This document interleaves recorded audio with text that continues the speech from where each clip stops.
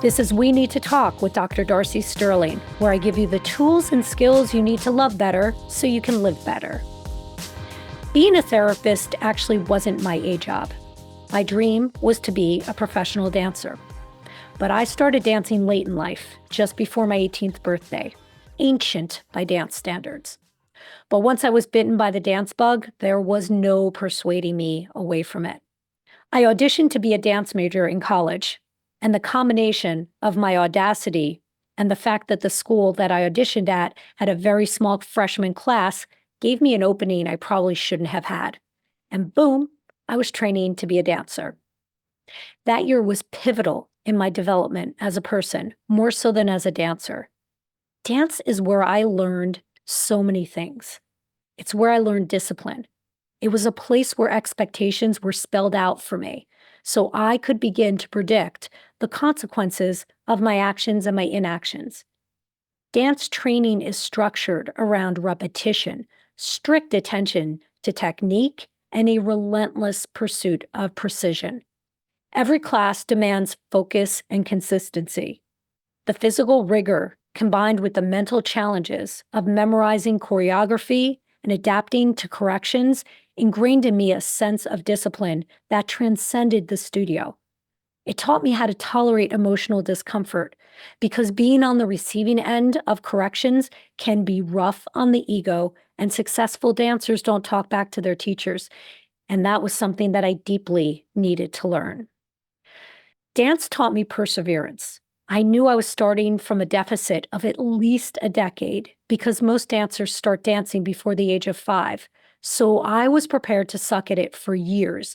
And that experience gave me grit that allowed me to become an entrepreneur in my 20s, get my PhD in my 30s, get my first TV show in my 40s, and start a podcast in my 50s. It taught me to tolerate a delay in gratification because for years, there was none. I just sucked for a very long time. But it taught me to find hope and encouragement in tiny moments that most people miss. I didn't base my happiness on whether or not I killed it in a dance class. That wasn't on my menu. I measured my progress against the version of me I was the day before because competing with others was not even an option. I learned adaptability because you're always training under new teachers and you have no control over the music, the style, or the interpretation of what the choreographer is looking for. It taught me how to hold two opposing concepts in my head at the same time. My body structure, my body conformation, it was not ideal for dance, in part because I started so late, but I was also aware that there were dancers who didn't have perfect feet or perfect turnout, and they managed to compensate with passion for their anatomical differences.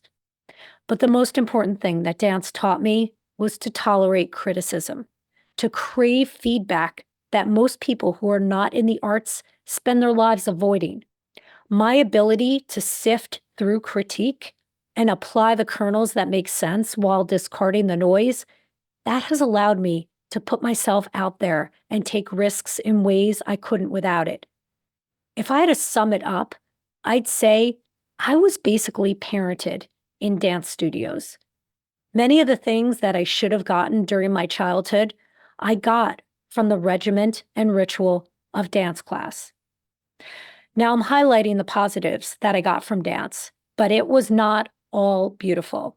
The dance world can be quite dark, and I did not walk away unscathed because the ways in which I was taught discipline, attention to detail, and perseverance are by a lot of standards pretty fucked up. There is a philosophy of tough love in dance that is intergenerational, with each teacher recycling methods and principles that are known to leave students with emotional wounds in addition to the physical ones that you would expect dancers to have. As a dance major, each of us was expected to perform in front of something called a jury. It's basically a panel of teachers in the department who evaluate students at the end of each year, and that process determines whether you advance to the next year, or you're put on probation, or you're tossed out. I was unceremoniously tossed out, told I didn't have what it takes to be a dancer. I then went on to train with professional dancers for another 20 years in Manhattan at two of the top schools in the country. One school's opinion is not universal, but that could have crushed me, and I'm sure it crushed others. Many teachers believe a student needs to be broken down to be built up stronger, but that presupposes that the teacher has the ability to know the tipping point before they've gone too far. And students should get a choice in whether they want to expose themselves to that type of environment.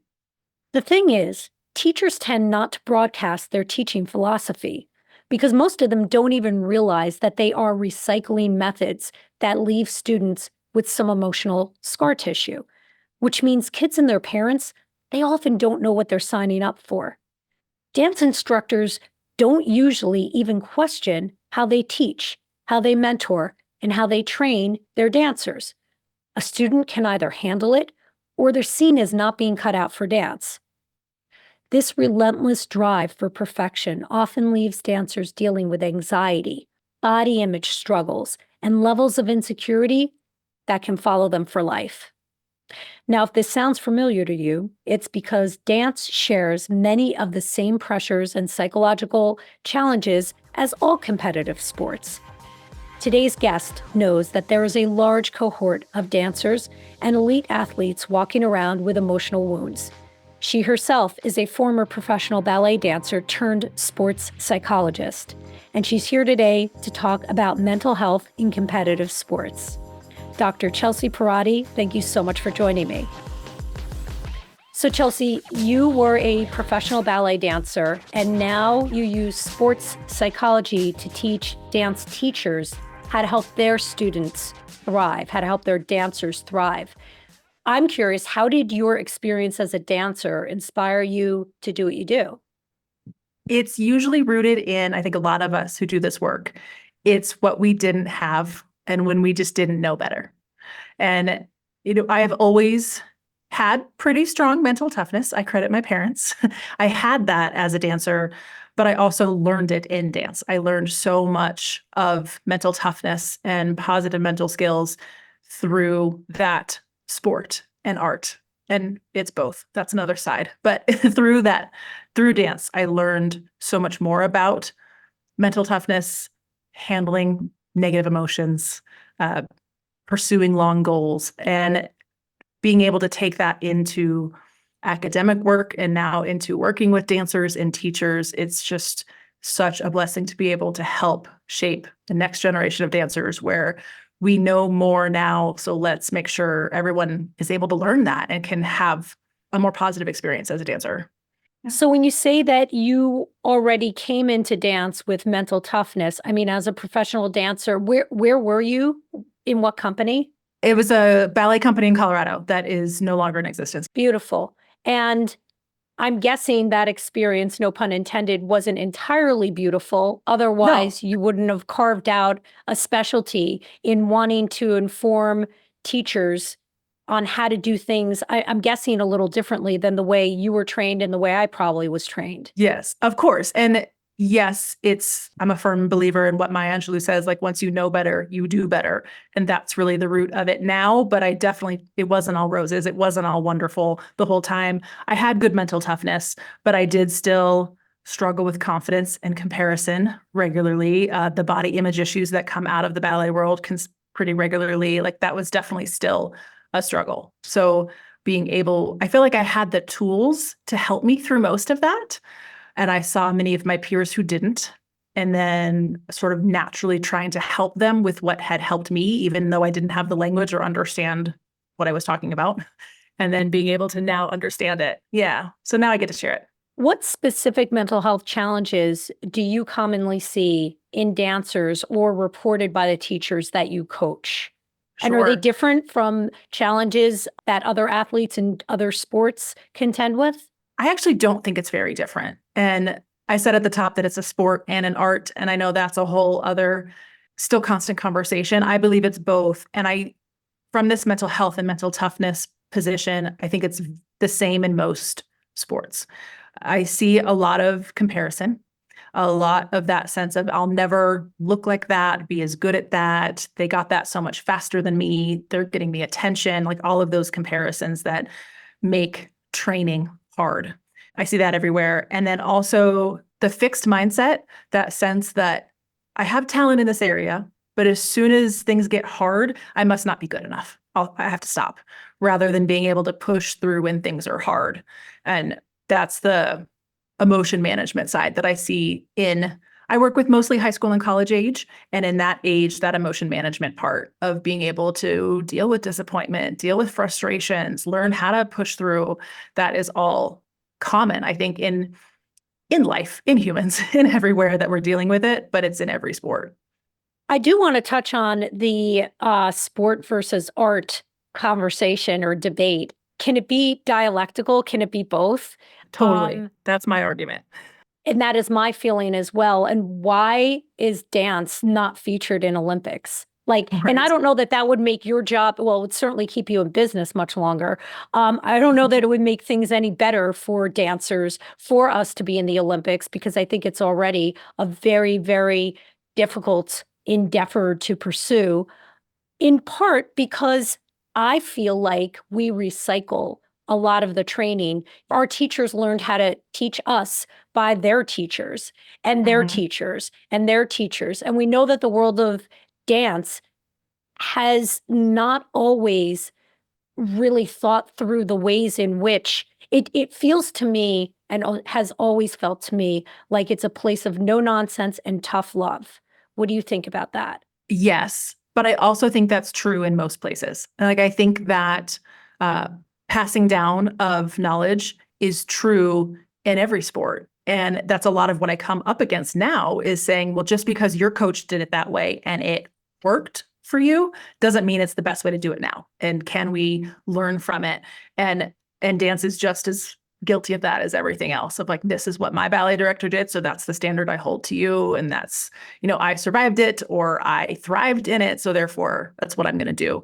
I think that's everywhere. And the sport and art piece, I think, I'd like to use sport because I think no matter whether you're competing or not, dancers are athletes. That's really the part that I stick with. But there are times when, as athletes, we are only in a performance context. And I don't mean only in a bad way, of course, right? The artistry of it is wonderful. And there's that performance, but you're still an athlete. But then there are sides of dance that are regulated, competitive, national governing body kind of endeavors that are just like any other sport. So like the International Olympic Committee has the collegiate divisions that include dance. So there's opportunity for both, I guess. So with tough love, I think what that means to people, or the original use of tough love, is about being harsh and demanding, but like in the name of love. So I care about you and I think you can be better. So I'm going to be in your face and I'm going to push and push. And it usually is more harsh, right? Harsh language, harsh physicality to it.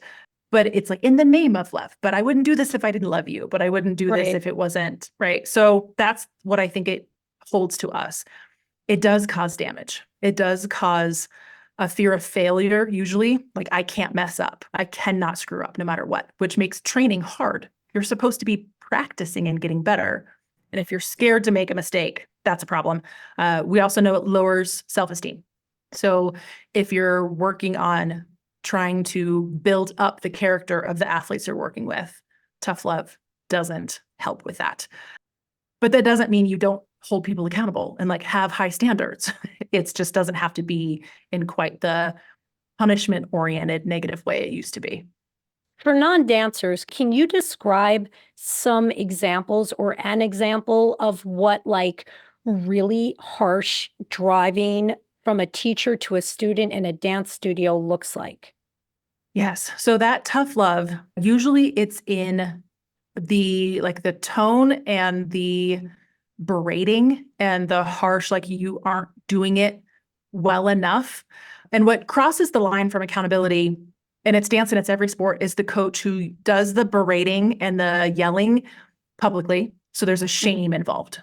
There's So it's you're done in front of everybody else. The whole studio is packed with this is your community. These are the Mhm. people that you spend every day with, and you're being shamed in front of all of them Yes. in Which the is what, tone. mhm, for sure. And that's what you see in every sport, right? The coach who will pull out an athlete in front of the team circle and say what they've done wrong or, why they're disappointed in them, right? So it's that public shaming part is part of it. And then usually it's also in critiquing the athlete as a person and not you made a mistake today. It's not in your technical skill. It's not in let me correct your shoulder placement. It's in you're not enough. You're not good enough. You're terrible. You're bad. So it's connecting the person versus the execution of a physical skill. So it's not you did the wrong thing, it's that you are wrong. You Yeah. are the wrong thing. And Right. they don't say it in those words. Right. I often hear teachers say, I'm not going to correct you if you're not going to listen. Well, we're not, Mhm. I mean, if we're auditorily gifted and we're able to hear, we're not deaf. Okay, no disrespect for people who are, but like if we're able to hear, it's not that we're not listening, it's that the language that they're using is not resonating. Right. And then a teacher gets frustrated and looks around the room and is like, yeah, I'm not going to. And the worst thing you could do to a dance student is tell them you're not going to correct them because we all have been ignored. You don't want to be ignored. 3/4 of the class is ignored. Right. You're lucky to get corrected. And so Yes. when you get corrected, it's like, thank you, sir. May I have another? Thank you, ma'am. May I have another? But also it's all in the delivery of that.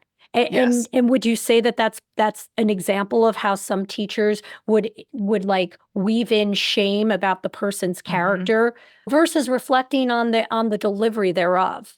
Yeah, I've definitely had the ballet masters who, give an incredibly challenging combination. And then when we can't get it and we're frustrated, and then I remember one in particular actually saying, like, do you realize why I'm giving you feedback? And we're like, because we can't do it, because we all suck. We can't do it. And he's like, no, it's because I think you can be better. And so I'm going to keep pushing you until you can do it.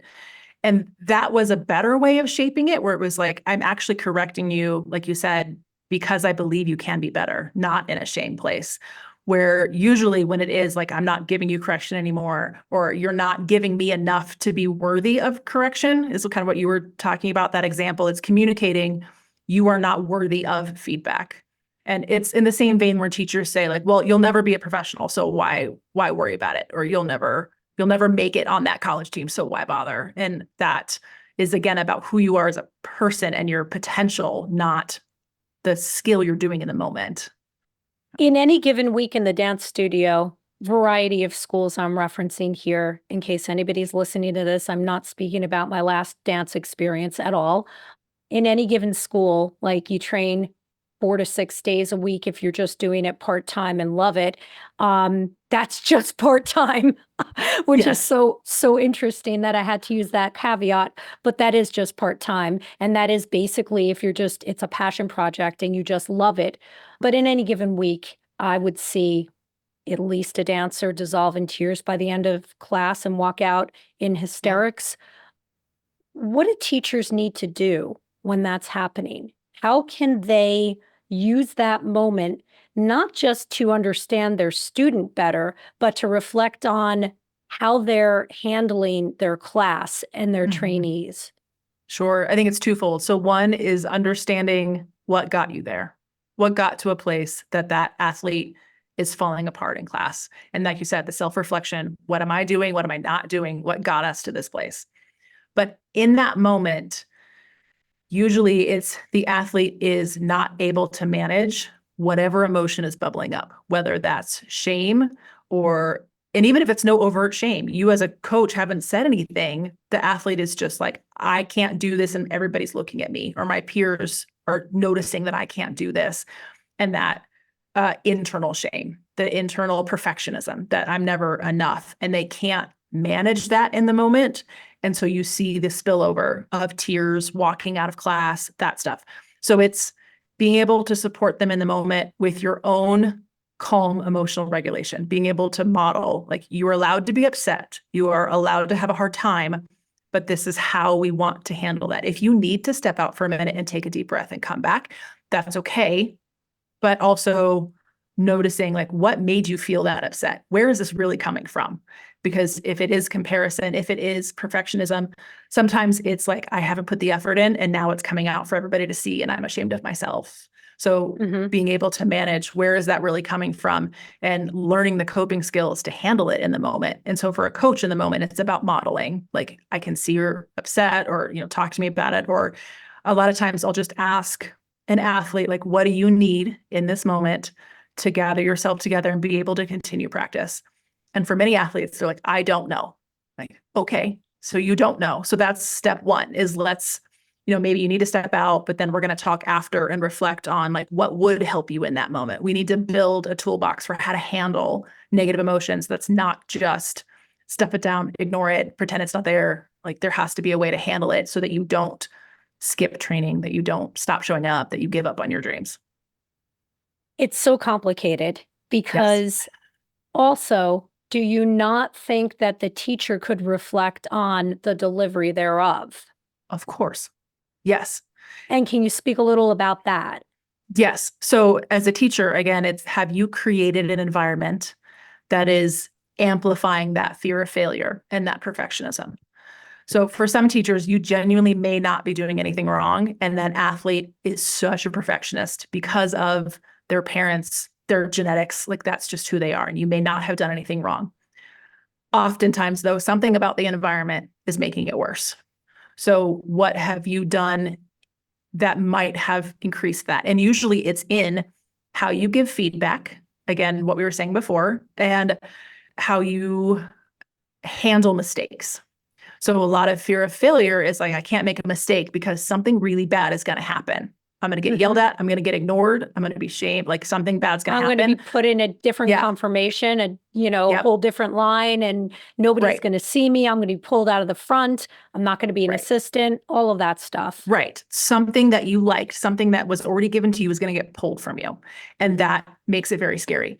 So making sure as the teacher, you've created the environment where when we are training, when we are learning, mistakes are okay as long as you learned, right? Now, it's very different from making mistakes in performance and competition. Like, you can hold high standards to that. But in training, if I'm expecting you to learn something new, it shouldn't be perfect right away, or it was something you could already do. So if I am preaching, I want us to be better, to be stronger, here's this harder skill, I think we can get there. But then as soon as you try it, you get in trouble. The athlete's stuck. There's nothing you can do in that moment. So making sure the environment is one of, I'm challenging you. I believe you can be better. I'm going to hold this high standard. But as you try, I'm going to support you through the mistakes, give you instructional feedback, what to do with your body, the placement, like help you figure it out, and encourage the effort, about making sure it's all about effort, right? That encouragement for that drive, not the you got it or you didn't. Where do you land on the talent versus perseverance spectrum? Like, I have seen such talented dancers over the course of my life, and they're not necessarily the ones that get jobs, or that have staying power, or that make it. It's oftentimes, in my experience, the ones that just work their hearts out. Like, they work and work and work. What do you think about the importance of talent versus the importance of perseverance? And ideally, there's a balance, of course. Sure. Yes. Ideally, it's both, but that's not normal. And I think your experience is what bears out in the research. So I can speak to it both from like hard academic research has shown this over and over and over again. And then my own work, I see it too, that usually if you're talented, especially in dance, that talent is identified very young. So you are a rock star at 7, right? Or you have this highlight and spotlight on you at a very young age, but you are talented. So usually what that means, you don't have to work as hard to be in the front, to get the skill. I'm naturally flexible. You don't have to work for it. At some point in your development, you will hit a ceiling where you do have to work for it. And what you didn't learn as a naturally talented dancer is that when I hit the ceiling, it's okay. There's nothing wrong with me. I have to work through it. It's growth and fixed mindset. So the young talented athlete is usually taught that I just have talent. So then as soon as I can't do something, I must not have the talent for that. So I quit. I can't do it. So they are the ones who peak young and then tend to stop growing. or tend to say, well, I can't do the next level, or they're not willing to put the work in, versus the athlete who is not as talented at a younger age, or it's not as natural, learns how to persevere. They learn how to learn. They learn how to say, I can't do it yet, but I will. And when you learn that at a young age, there is no ceiling. And that's the growth mindset approach of, I can take on anything. It might take me time and effort. That's the ultimate. If I know it might take me longer than other people, it might take me more effort than other people, but I will get it. And that is the lifelong lesson that you get out of, I think, any sport. But of course, I learned it in dance. I think you probably did too. That perseverance is what's going to carry you. Yeah, in my situation, I mean, I started so late, it was chronic. Like I I was I bet. was never going, I mean, I started dance just days before I turned 18. I was never going to be able to compete with people who had been dancing since the age of 3, 4, 5, Mm-hmm. which these are the natural ages that kids get into dance. Yes. And I knew that. So I was literally prepared from the beginning to be I was going to have to overwork. I was going to have to work at least twice as hard as everyone else. Mm-hmm. I wasn't going to be able to compete for a very long time, and that bared out. But it lowered my own. It sort of like made my ego malleable in so much as like I didn't expect to be great. I just expected to be a little bit better each year, each month, each week from the one before. Sure. And, Yeah, it and encourages that self-reflection and that sense of, like, I talk to athletes all the time about what is success to you. And I'm trying to guide them away from success being a medal, a trophy, an outcome that's not in your control. And success being, I'm better than I was before. I have seen the growth. I'm proud of my progress. I can't do it yet, but I had a successful practice. Even if I didn't nail it all today, I was better than last time. And yeah, when you are used to that need for growth, and like I say, you're comfortable, like, I knew that going in, this is what it's going to be, it's a lot easier to frame success around it, which is so much more protective of self-esteem and identity than if success is wrapped up in some external reward. so, what do coaches and teachers need to do to be mindful of their students' mental well-being, but also because, like, we're talking about sports or dance at an elite level, pushing their athlete, their artist to be the best that they can be. Mhm. What do they need to do to keep both of those concepts in their heads at the same time? Yeah, I appreciate this question so much. It is a difference between mental health and mental toughness. And I think we've conflated the two as a society. And it's part of coming out of the most recent Olympics, even the 2020, 21 Olympics, where people started expressing their, or athletes were more vulnerable in sharing their mental health and talking about it. And which is great. I'm so glad we're talking about mental health more. But what I think it's done is people are afraid to push mental toughness because it might hurt their mental health. And they're two different things. So let me break it down. The mental health part is basically the lack of well-being. So there is a sense of, overwhelming negative emotions that you cannot overcome. It's your broader well-being. Mental toughness is your ability to understand and manage your emotions. Mm, So you can have a mental health diagnosis and be very mentally tough.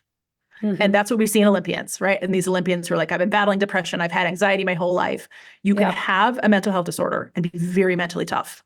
And vice versa. You can be very not mentally tough at all, but not have a mental health disorder either. And so it's the fact that they are separate, I think, is where I see the challenge for coaches, that you can be aware of mental health. You can take mental health first aid classes. You can know what to look for as far as somebody expressing signs of depression or anxiety. Or I also think today's generation is just more open. They'll just tell you that I Yeah, have this I agree. diagnosis. So you may know that they are dealing with ADHD or that they've had an eating disorder in the past. You may be well aware. So there's that mental tough part. You can look out for it. You can help them find resources. Please, coaches, you don't have to be a mental health counselor, like, help them find No. the right person, right? That's separate. I feel like our coach's job is just to look for red flags. And often you're the person that they will come to if you have a good relationship. They might disclose to you. So knowing how to help them find resources. But that's a small piece of what you do. What you can really work on is the mental toughness part, which is saying, this is going to be hard. You're going to be upset. You're going to want to throw something. You're going to be frustrated. What do you do with that? How do you handle that emotion and handle being a little uncomfortable? So I think what I've seen is people hitting that wall of like, oh, this is a little awkward, or I don't feel good about this, and so I quit. And they're not willing to push at all. And that's where sport and so many other these activities, you can learn, I'm a little uncomfortable right now, but I can handle that and I'm going to keep going. So when you reference mental toughness, what I think you're saying is like the emotional intelligence, emotional management skills that allow us to rebound from a bad class, from a bad combination, from a bad day, a bad month, a bad year, a bad audition, that allows us to have resources, skills, or tools that we can employ when something shitty happens. Is that right? Absolutely. Yes, 100%. Resilience is a big piece of it. And it's like there's a lot of mental skills that come into that help you not just be okay, but thrive. But this mental toughness part is that like bad things are going to happen, including just being frustrated with yourself, feeling like you're not getting any better, the coach isn't giving you any feedback, that learning how to manage that yourself. And then there's two ways, right? There's managing it long term. Like you said, I've had a really bad week. I need to like reset and take care of myself before Monday. Or there's like, I'm actively in the middle of executing something and I messed up count 8. What do I do on count 1? Right? Literally. So like, literally, yeah, it's the like, in the moment. It is. It's like the equivalent of falling off a beam, having to get back up, and can you reset? Can you wipe the memory clean and just start from zero now? Absolutely. And in a lot of sports, you have varying amount of times to do that, right? Some sports have timeouts and half times. You have some time for that. Other sports, like gymnastics, you get a little bit of time in between. Like you have a few seconds to take a breath, but it's very hard to reset. Other things that are subjective judging, like dance, ice skating, diving, things that like you don't always have, there is no pause. You have to manage it as you are still actively executing, which is a very high level mental toughness. But even for dancers, if you're doing, more than one routine, or, you have a chance to reset in a competitive sense, like your first round didn't go well, you're going to do the second round in an hour. What do you do with that hour? Like, or you're in a performance and you fall either out of a turn or out of a jump. Like you get back up and you just keep going. Yeah, the show must go on. You have to finish. Yeah. To that end, I am curious. So many questions. I have so many questions right now. What are your thoughts on teachers who ignore? Because that's a covert version of coaching where the students just know this teacher is only going to correct the top 1% in the class or the top 5% in the class, and the rest of us are going to go ignored. What are your thoughts about that? Because it's not necessarily overtly cruel, but the message gets communicated for sure to the students. Yes, I think it is just as harmful. And I think when we talk about there's punishment that is overt in what we were talking about before, it's called aversive control. And it's the same, the yelling, the shaming, that part. But ignoring is still a form of punishment. So punishment from a psychological perspective is supposed to reduce behavior. That's what it's for. And we know that's how learning theory works. When you punish, it works. It reduces the behavior. And so for a coach who's ignoring, you are communicating you're not worth it, you're not good enough. And so that lack of comment, that lack of feedback is a punishment. And as a coach, then I say, what are you trying to punish? Like, what is the behavior you wanted less of? Because that doesn't get communicated. Usually not there. in the silence, that is not what's getting communicated, right? Right. And so if you're mad about a lack of effort, but you ignore, it's not going to make them work harder, right? It's not going to help their effort. So ignoring leads this gap in communication. And as humans, if we have a gap in communication, we tend to fill in the negative. It's how we're wired, right? It's what we do on social media. Yes. Absolutely. So by ignoring, not only are you punishing probably the wrong thing, you are communicating all sorts of negative feedback, right? Where the athlete's going to internalize that negative to be negative self-talk because that you don't stop talking to yourself just because the coach stopped talking. So then Yeah. that becomes very negative. So I think it can be just as damaging as the overt. It doesn't have the public shaming part, but you also know if a teacher has favorites, who is getting feedback and who's not. So if you take it to a team level, it causes all sorts of team issues too, because you're not going to have cohesion and camaraderie amongst a team when you have favorites like that. I would imagine that that is a very tricky thing to establish in the world of dance, cohesion in a company or a team, while also pushing each individual to be their very best. And you Yes. know that your spot is on the line, but that's actually not any different from a team sport. It's Right. not any different. Why does it feel so different to me? If I think you're right, it's not different from a lot of sports where your individual execution can hurt the team or can Hmm. help the team. What happens in dance that I think makes it a little bit different is in a lot of places, everybody has to execute the same skill at the same time. So you see it again in other subjective sports. Artistic swimming is another one, and I've worked with them some that has a similar like everybody has to execute their thing at the same time, or the whole thing falls apart. And Hmm. so that pressure is there. And then again, other sports, that's also true, right? You have to, if you're throwing a pass and receiving a pass, you both have to execute or it doesn't work. But there tends to be more tries. So in our sport, you get one shot and that's it. Yeah. And it's not exclusive to dance, but it is puts that extra pressure where you have one opportunity, you don't get to start over, you don't get to rally at halftime, like you have less than 2 minutes to execute this perfectly. And I think that added pressure to it is hard. What are some examples of a dancer who doesn't have that mental toughness? If they're lacking mental toughness, usually it means they give up easily. So it could be as a team, we have this new skill that's really hard and we're gonna get it for the national championship. And the dancer who doesn't have mental toughness will try a couple times and be like, I can't do it. So we have to dumb it down or we'll never get there. And they can start talking about that out loud to the team and being like, we'll never get there. Like, stop trying. Like, it's not worth it. Or we don't need that extra practice on Saturday because we won't get it anyway. So it starts to really hurt that team morale piece. So usually it's giving up.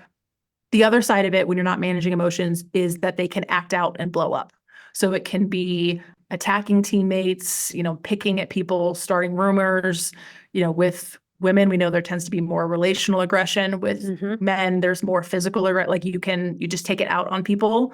So it's any way of not handling your emotions that's going to blow up and hurt yourself and your team.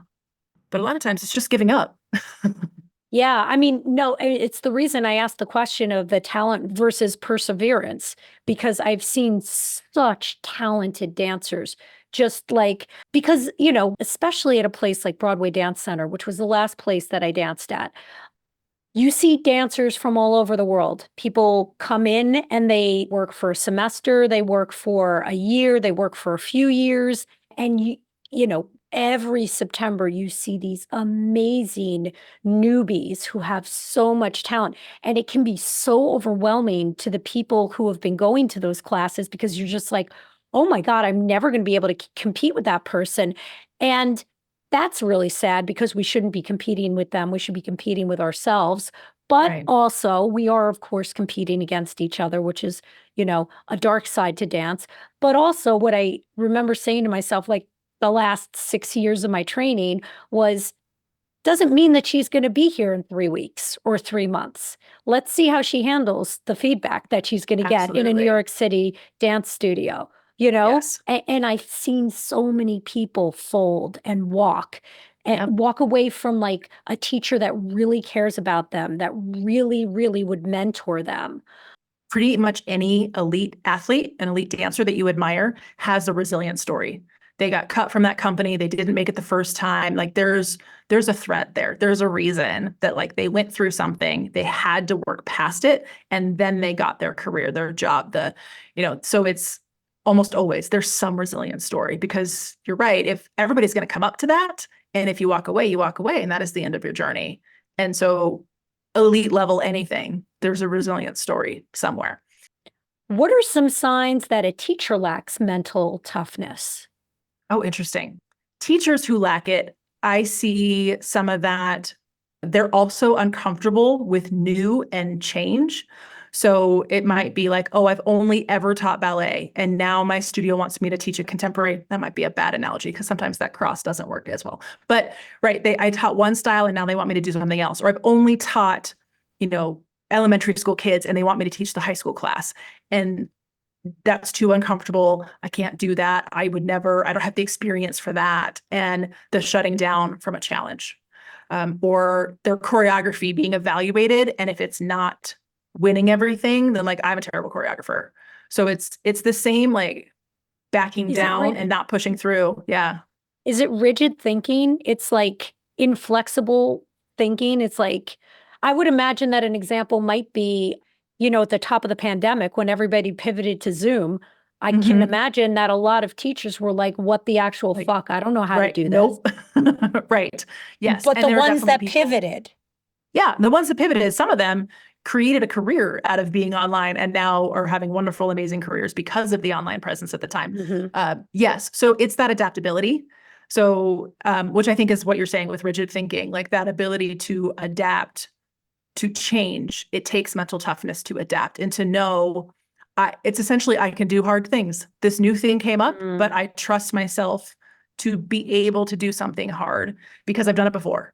Right. And that's how you train confidence. It's like everything else. You take on the thing that's hard, show yourself you can do it. And then every time you do that, it's like, deposit in the bank of confidence of now I can trust myself that I'll be able to do that. And teachers who lack mental toughness would come up to a challenge, even if it's like a mentor who's like, you would be so good at this. And, you're receiving all this positive feedback, still likely to shut down and say, no, that's too hard, or people will laugh at me, or what will people think of me? All of that comes in and they won't step up. So what are the signs that a training environment or a studio environment, class environment is crossing into unhealthy territory for a student? The big one I see is that fear of failure piece that we've been talking about, where students are not willing to try new things. And so training is very stagnant, right? Because they just want things to look perfect all the time. And so trying new things is scary. So that fear of failure, the emotion management we were talking about, the ones who get too frustrated that they can't push through anything, likely there's some environment that's causing more of that fear of failure, or it's like you only get a reward when you're perfect. You're never rewarded for effort, even if you made a mistake. So that dynamic, usually you can see it's kind of crossed into that unhealthy area if there's that fear of failure, or some of it's overt. If you hear the yelling and the shaming and the like that, you can see right away. But the more covert can't see is going to be a group of, studio of dancers who no one is willing to try anything new, and everybody's panicked to make a mistake. Are we still body shaming people? Yes, I think it's better. I think it is better. More and more people are so wonderful in speaking out about their experiences of it. They're more open to talk about being inclusive in dance. There's more people being given jobs who have what would have been an atypical body type. It's getting better. It's a little bit more covert. So somebody's not necessarily going to say something out loud to you or, tell you to eat a better lunch because your tummy's hanging out. Like, they're not going to say it as overtly anymore. But then it comes to, you may not get a role because the outfit wouldn't work for you. Or you just might have, like, the judge is making a comment about your like aesthetic, and they don't say the words, but like they'll say things like, it's like, oh, you're dancing really heavy. It's like, are they actually dancing heavy, or are you just perceiving that they're a bigger person and therefore they're not this like dainty perception of what you think it should be? So it's still there. When I was in college, we had a dress code. They made us wear white tights to see our muscles. No. There wasn't a dancer in the program who didn't think that it was to fat shame us.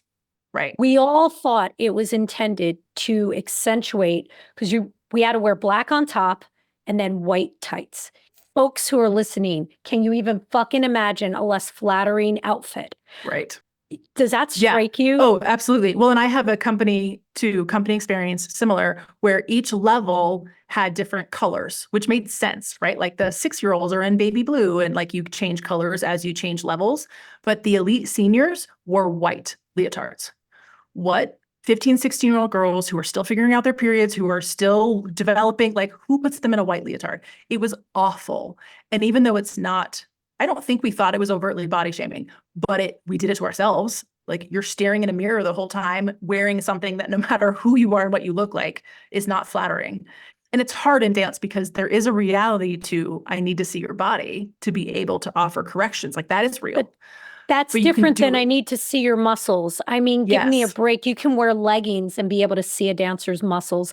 Like Yes. we understand rotation, we understand anatomy, we understand body conformation. If you're a teacher, yeah, okay, don't be swimming in baggy clothes, but to the student. But for Yes. sure, if you're wearing a leotard and tights, the color of it shouldn't matter, Shouldn't. right? Absolutely. And I do think we're getting better about understanding the anatomy. So where, dance teachers, this is where you get into the cultural and the racism of it too, that a lot of dance teachers who are not familiar or don't think about how different bodies are built would say like, your butt sticking out, like tuck your pelvis. And like, they just have a larger butt. Their pelvis actually is in Literally. alignment with where it should be. And so, or curvy, if you have a bigger chest or you have like that curvy body, like your spine might actually be in alignment, but the presumption is that you're fat or you're not doing it right. And it's like, they're just a curvier person. That's unfortunate. Yeah. But I am glad to hear that it's getting better. And even if change is always on a trajectory, it's never straight up, especially like culture change. And so even if they're not saying the quiet parts out loud anymore or directly, that's improvement. I'll take it. It is.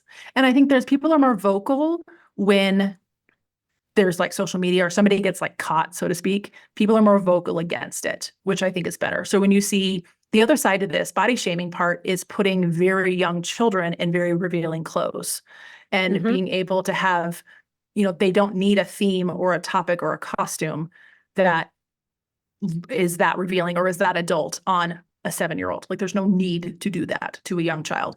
And then they're already learning, like, I have to look cute in order to win. I have to look a certain way in order to be successful.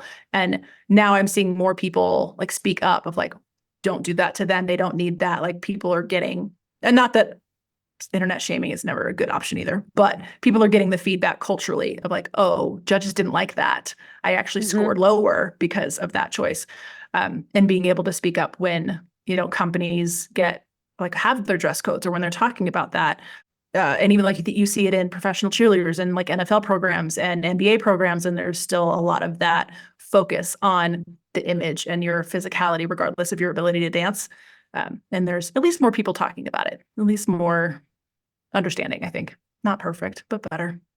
You mentioned the 7-year-old in a revealing outfit, and I was brought back to my last dance experience.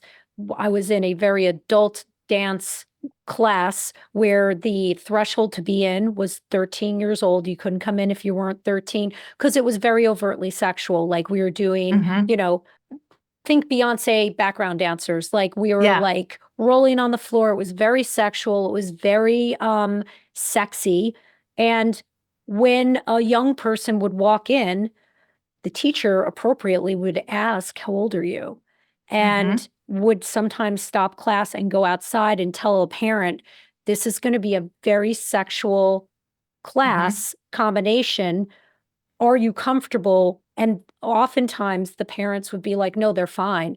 What do you think about hypersexualized choreography with young people who have not even, like even teenagers? Yeah. Tell me. I think there's not a need for it. Like, what are they gaining from that? And it's the same, we see it in like musical theater stuff where like our Broadway center, you're working on a Broadway show that has a very adult theme. I'm thinking like Cabaret, Fosse, those that like, do you need the 7-year-old to do a routine like Chicago that's about killing your husbands? Like they don't need to do that. Like yes, I love that music. Chicago is one of my favorite musicals. Does not need to be on a 7-year-old. to the point that like they aren't gaining anything from that they couldn't gain from also doing Alice in Wonderland. Like you could get the same character building expertise.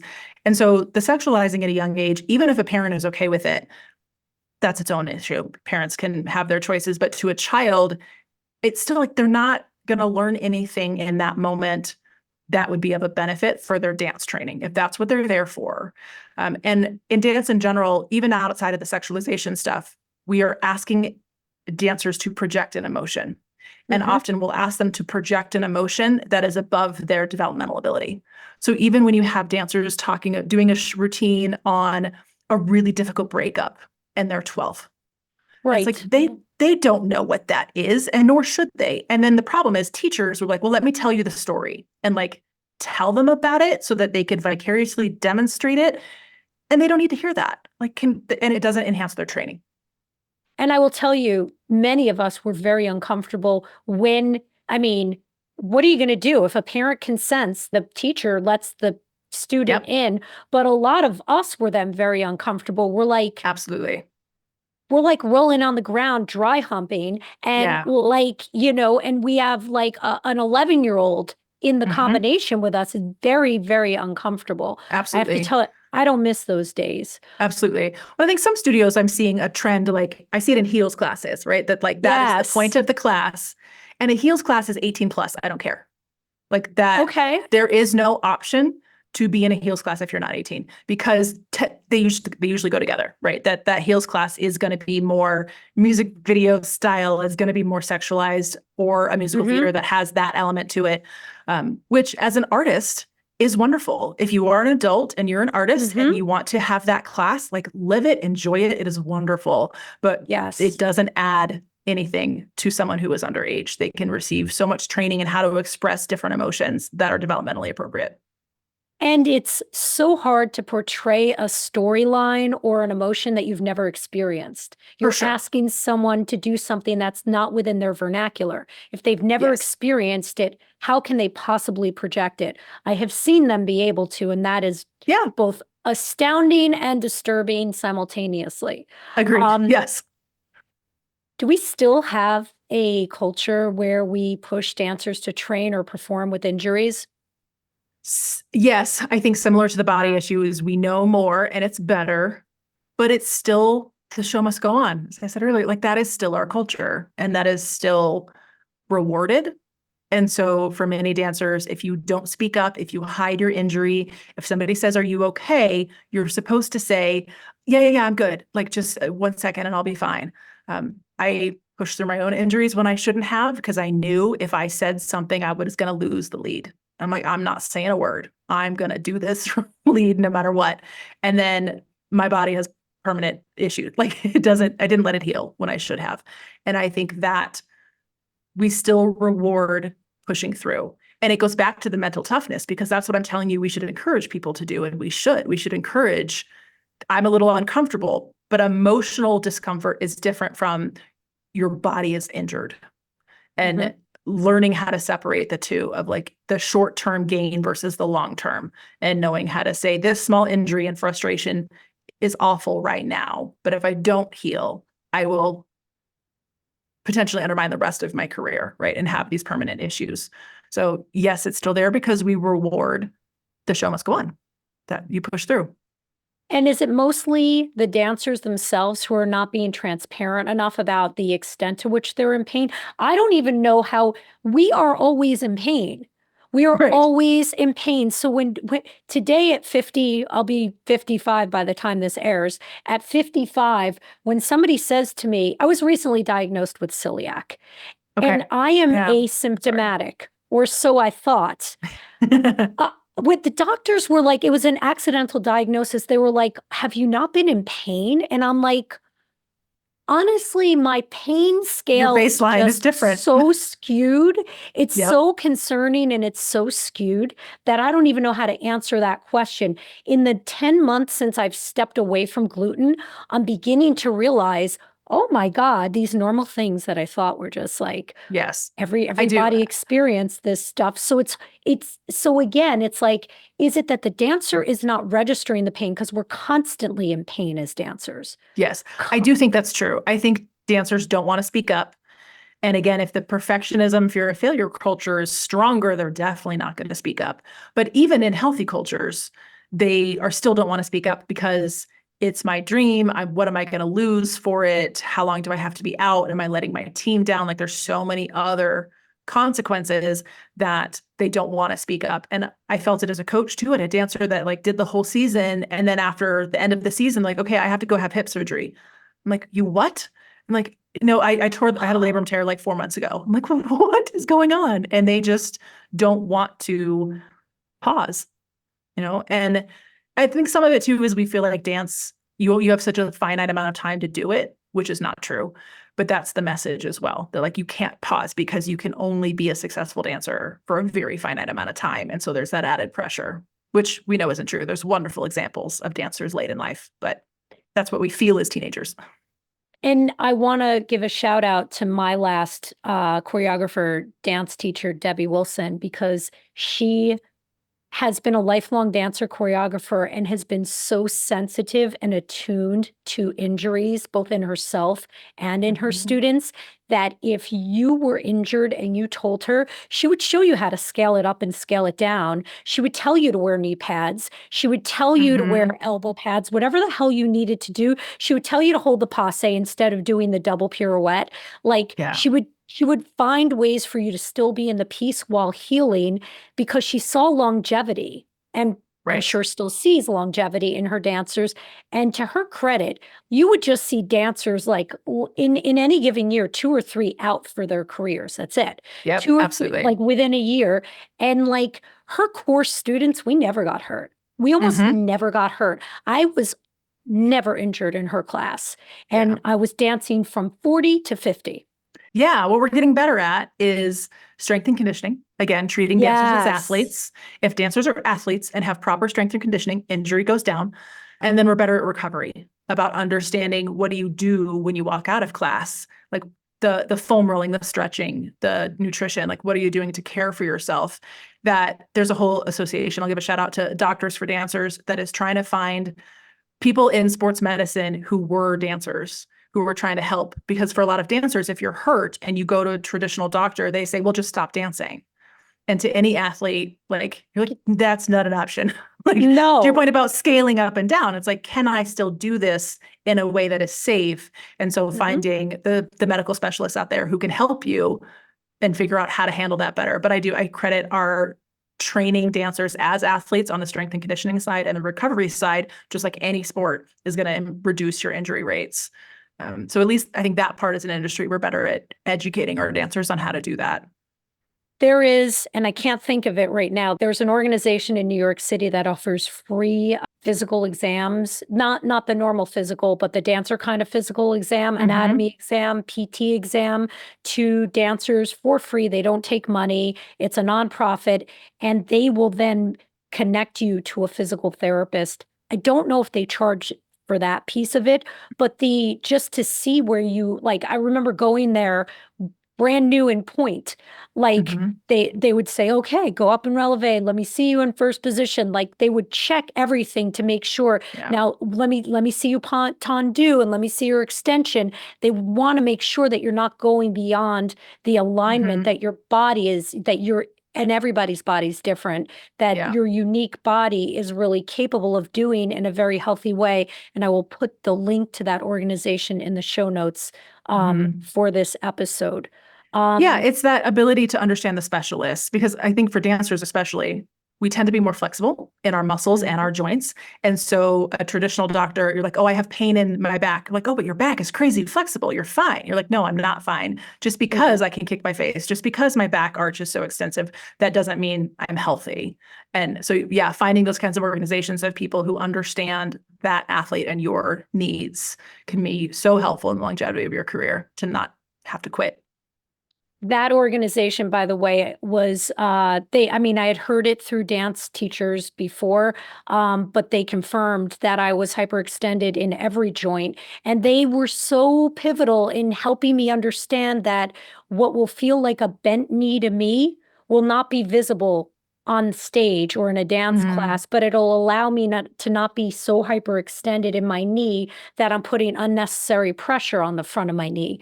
So Absolutely. they gave me the guidance on how to do things that would work for my particular body so that I Yeah, wouldn't, blow out knees absolutely.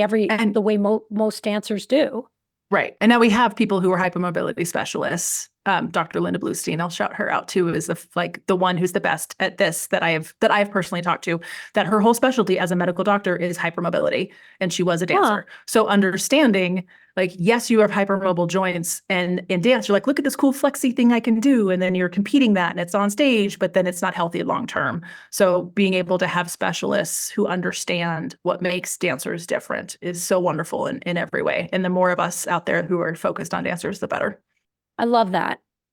So how can dance studios and schools foster an environment that is more healthy while also maintaining the high standards that they have?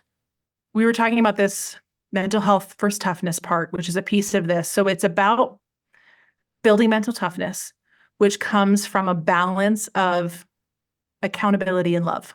That I think you have to have the love, the praise, the positivity, especially praising effort again, and hard work. So you have a culture of praise and positivity, but there are also clear rules, clear boundaries, high expectations, consequences for breaking rules, and you are held accountable for those high expectations. So I think it's, again, the both and. You can have high expectations and a lot of praise and love. Like, you can have both. And I think kind of what I'll call old school coaching is, if I'm holding you accountable, I have to do it harshly and I have to be in your face. Where no, I can hold you accountable and you know that I have earned the right to do that because I do care about you. And I know about your life outside of what you can do in the studio. I know who you are as a person, and connecting and showing that genuine relationship gives you the right to hold accountable, because again, it's like you made a bad choice or had a bad behavior. It's not that you're a bad person. And so you can keep them separate. Should studios have people like you come and have discussions with their teachers so that they can ensure that they can foster and, create a culture that is Sure. one where dancers are more likely to thrive? I mean, selfishly, yes, I love doing that.